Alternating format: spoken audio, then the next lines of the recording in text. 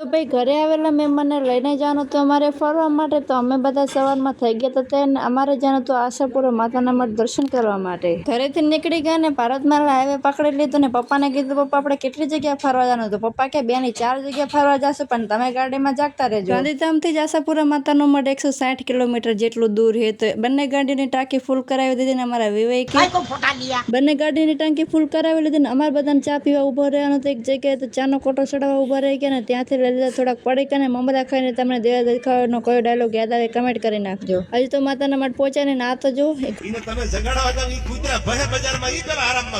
Petrol પંપે બધા ભેગા થઈ ગયા ને એક વ્લોગમાં બધાને લઈ લીધા અને ફાઇનલી અમે પહોંચી ગયા આશાપુરા માતાના મઢ અને ત્યાંથી પેલા લઈ લીધી પ્રસાદી. તો આ જગ્યાએ ઉભા રહેવાની મજા તો ત્યારે આવે જ્યારે આપણે આશાપુરા માતાના મઠ ચાલતા આવીએ. તમે કોણ કોણ આશાપુરા માતાના મઠ ચાલતા આવેલા હોય જરા કમેન્ટ કરી નાખજો ને. અંદર વિડીયોની મનાઈ છે તો તમને બહારથી દર્શન કરાવું તો કમેન્ટમાં જય આશાપુરામાં લખી નાખજો ને. ઘણીવાર આશાપુરા માતાના મઠ આવવાનું થાય પણ કોઈ દિવસ પ્રસાદ લીધો નથી, તો આ વખતે કીધું લાવીએ ને પ્રસાદ લઈ લઈએ. તો અમે બધા બેસી ગયા હતા પ્રસાદ લેવા માટે. થોડી વાર માતાજીના મંદિરે બેઠા ને પછી બધા ફોટોગ્રાફી ચાલુ કરીને હવે અહીંયાથી જવાનું તો અમારે માંડવી બીચ. તો ફોલો કરી નાખજો, મળીએ નવા ભાગમાં.